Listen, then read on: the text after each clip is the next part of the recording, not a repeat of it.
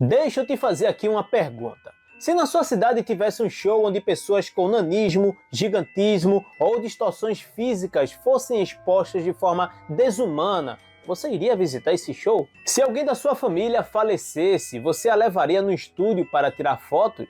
E tem mais, você conseguiria dormir à noite depois disso?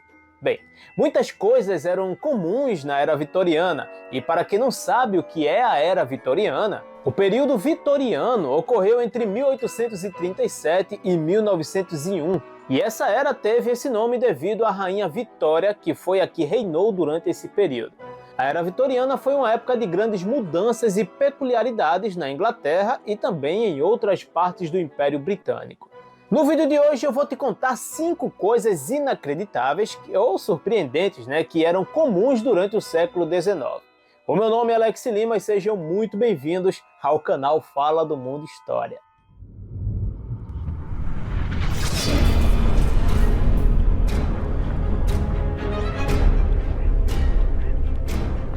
Número 5. Circos e exposições de curiosidades. Durante a Era Vitoriana, o entretenimento ao vivo, incluindo circos e feiras, era uma das principais formas de lazer. As exposições de curiosidades eram uma forma de atrair ainda mais o público, oferecendo algo que prometia ser diferente ou até mesmo extraordinário. Exemplo disso eram os chamados freak shows, ou exibições de curiosidades, que era uma forma de espetáculo que apresentava pessoas com características físicas raras ou até mesmo incomuns. Essas exibições eram muitas vezes organizadas por empresários de entretenimento e podiam incluir pessoas com condições como nanismo, gigantismo e distorções físicas.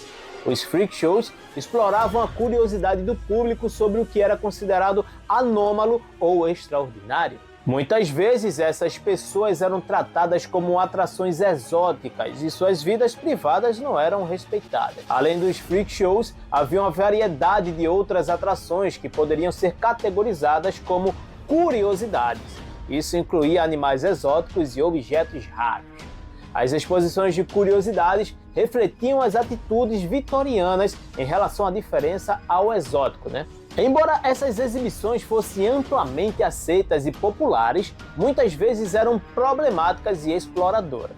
As pessoas exibidas em freak shows frequentemente viviam em condições precárias e eram tratadas como objetos de curiosidade ao invés de serem vistas como indivíduos com dignidades e direitos. Número 4. Condicionamento das crianças. O condicionamento e o tratamento de crianças na Era Vitoriana eram marcados por práticas e normas que muitas vezes parecem severas e rígidas pelos padrões modernos. Nos dias de hoje, com certeza você estaria indignado em certas situações, mas se você vivesse naqueles tempos, eu acho que você até seria um cúmplice. A Era Vitoriana foi um período de grandes mudanças sociais e econômicas, e as atitudes em relação à infância refletiam tanto os valores da época quanto as pressões sociais e econômicas. Para você ter ideia, o trabalho infantil era uma prática comum durante a Era Vitoriana, especialmente na Revolução Industrial, quando crianças eram empregadas em fábricas, minas e oficinas. As condições de trabalho eram frequentemente severas e perigosas. Nas fábricas têxteis, elas trabalhavam em ambientes quentes e com máquinas perigosas. E o processo de escolha era algo ainda mais cabuloso, meu irmão. Elas eram escolhidas para essas funções devido ao seu tamanho pequeno, que lhes permitia operar máquinas com facilidade. Nas minas, trabalhavam em condições extremamente difíceis, realizando tarefas como puxar carrinhos de minério ou trabalhar em túneis escuros e apertados. A abordagem educacional e disciplinar em relação às crianças na Era Vitoriana era frequentemente baseada em princípios rígidos de moralidade e disciplina. E as escolas vitorianas, especialmente para as classes trabalhadoras, eram muitas vezes rígidas e exigiam uma alta disciplina. O uso de punições físicas como palmadas, por exemplo, era comum para corrigir comportamentos indesejados. As crianças eram ensinadas a obedecer e respeitar a autoridade e havia uma forte ênfase em valores como a diligência e também a moralidade. Então, meu irmão, se você reclamava da sua infância por motivos mais simples, imagine essas crianças aí da Era Vitoriana. Número 3. Moda extravagante e restritiva. A moda vitoriana, especialmente entre 1837 e 1901, era notoriamente extravagante e restritiva, refletindo as normas sociais e culturais da época. Tanto para homens quanto para mulheres, as roupas não eram apenas uma questão de estilo, mas também um símbolo de status social, moralidade e identidade. A moda feminina vitoriana era conhecida por sua complexidade e por suas características restritivas. Nessa época se usavam muitos esparadrapos e corsetes, que era uma das características mais marcantes da moda feminina e que eram usados para moldar a cintura e criar uma silhueta de tipo relógio de areia, sabe? Esses espartilhos eram apertados para obter uma cintura extremamente fina, o que podia causar problemas de saúde, como dificuldade para respirar e também deformidade nas costelas, né? Era um sofrimento miserável, macho. E tinha também uma tal de saia de anágua ou crinolina. Para criar uma silhueta ampla em forma de sino, as mulheres usavam anáguas de crinolina, que eram saias estruturadas feitas de aço ou outros materiais bem mais rígidos. Essas anáguas aumentavam o volume das saias e davam uma aparência esvoaçante às roupas femininas, mas também era volumoso e pouco prático para atividades diárias. Além de tudo isso, as roupas eram cheias de camadas. As roupas femininas frequentemente consistiam em várias camadas, incluindo blusas, saias, espartilhos e também, como já dito, as anáguas. Isso não apenas adicionava complexidade ao vestuário, mas também era uma forma de criar um vestuário luxuoso e decorativo. E claro, né, falando em decoração, não poderiam ficar de fora os detalhes ornamentais. As roupas femininas eram frequentemente adornadas com rendas, bordados, laços e outros enfeites. Vestidos de noite e de festa podiam incluir tecidos luxuosos, como seda e veludo, e frequentemente apresentavam detalhes elaborados. Mas aí você deve estar se perguntando, e a moda masculina? Bem, a moda masculina, embora fosse muito menos restritiva que a feminina, ainda assim apresentava suas próprias características distintivas, né? Eles tinham os ternos de 3 peças, que era o traje masculino típico, que consistia em um terno de 3 peças, que incluía casaco, colete e calças. Esses ternos eram ajustados e muitas vezes usados com camisas de colarinho alto e gravatas ou laços. As cores dos ternos eram geralmente sóbrias e incluíam tons de cinza, azul marinho e preto. Os tecidos eram frequentemente de lã e os ternos eram projetados para serem formais e elegantes. E claro, ainda não poderia faltar o tal do chapéu, meu irmão, que era um acessório importante na moda masculina vitoriana. O chapéu de feltro de alta qualidade, como o chapéu de cilindro ou o chapéu de cartola, era popular entre os homens de classe alta. Estes chapéus não eram apenas um acessório de moda, mas também um símbolo de status. Acessórios como relógios de bolso, bengalas e lenços eram comuns e ajudavam a completar o visual sofisticado e formal dos homens vitorianos, meu irmão. Pelo menos nisso aí eu tenho que admitir que era um estilo arretado. Número 2, uso de mercúrio na medicina. Durante a era vitoriana, o mercúrio era amplamente utilizado na medicina, embora hoje se reconheça que essa prática era perigosa e muitas vezes prejudicial.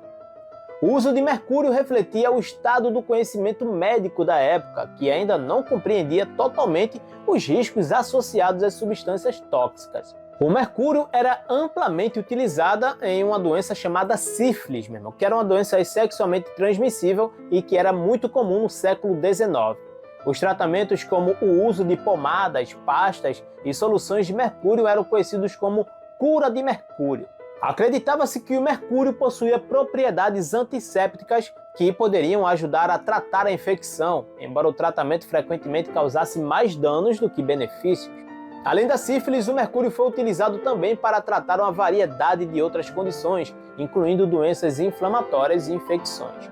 No entanto, essas aplicações não eram baseadas em uma compreensão científica, e que fosse sólida, pelo menos, dos efeitos do mercúrio, e frequentemente aí resultavam em envenenamento. Olha só que loucura mesmo.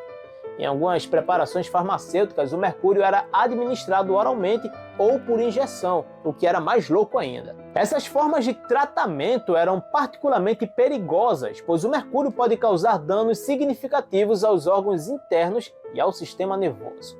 Na era vitoriana, o conhecimento sobre os efeitos tóxicos do mercúrio ainda era limitado. A prática médica estava em uma fase de desenvolvimento e muitas vezes não havia uma compreensão adequada dos riscos associados ao uso de substâncias químicas. Ao longo do final do século XIX e início do século XX, o conhecimento sobre a toxicidade do mercúrio e a importância das práticas médicas baseadas em evidências começou a crescer. Ainda bem, né? Isso, por sua vez, levou à diminuição no uso de mercúrio e à adoção de tratamentos mais seguros e eficazes. E aí, o que você achou dessa curiosidade? Número 1, fotografia pós-morte. Meu irmão, essa aqui é capaz de deixar até aquele cabelo onde o sol não bate arrepiado.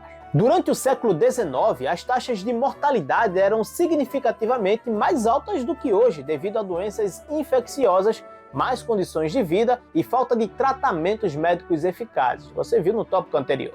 A morte era uma parte muito visível e frequente da vida cotidiana, e as famílias frequentemente enfrentavam a perda de entes queridos, incluindo crianças. Hoje em dia, qualquer celular tem uma câmera muito superior àquela época, mas a fotografia era uma tecnologia relativamente nova na época e o processo era caro e complicado. As pessoas frequentemente desejavam capturar uma imagem de seus entes queridos como uma forma de preservá-los, especialmente em um contexto onde as pessoas poderiam não ter acesso a outras formas de lembrança, como pinturas ou esculturas, por exemplo. As fotografias pós-morte eram geralmente tiradas pouco depois da morte do indivíduo. Até porque, né, meu irmão, se esperasse um pouquinho mais, o corpo iria entrar em estado de decomposição e aí seria uma catinga miserável, né? O defunto era postado de maneira a parecer vivo, muitas vezes sentado ou deitado em um ambiente decorado. A ideia era criar uma imagem que fosse um último retrato do falecido em uma pose digna e natural. O processo poderia incluir a aplicação de maquiagem para melhorar a aparência do defunto e garantir que a foto tivesse aí uma aparência mais viva, entre aspas, né? Em alguns casos, familiares do falecido também apareciam nas fotos e muitas vezes posicionados ao lado do corpo, para poder capturar uma imagem familiar que incluía o ente querido falecido. As fotografias pós-morte também eram conhecidas como fotografia de luto ou memento mori.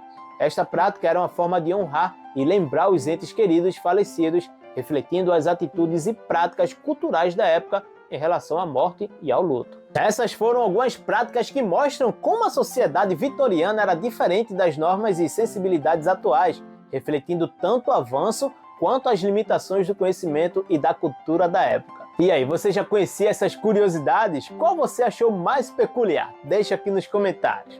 E já que você vai comentar, deixa a palavra também Era Vitoriana aqui nos comentários, meu irmão, porque aí eu vou saber quem chegou até aqui e também vou deixar um coraçãozinho caprichado no comentário, hein? Aproveita também para deixar sugestões de temas para os próximos vídeos, que eu tô de olho em tudo, hein? Isso, ó, não fica mais triste não, macho. Eu separei mais 2 vídeos aqui incríveis que vão aparecer agora mesmo na sua telinha. É só você clicar e passar um pouco mais de tempo aprendendo aqui comigo. Eu vou ficando por aqui e te espero para um próximo vídeo, hein?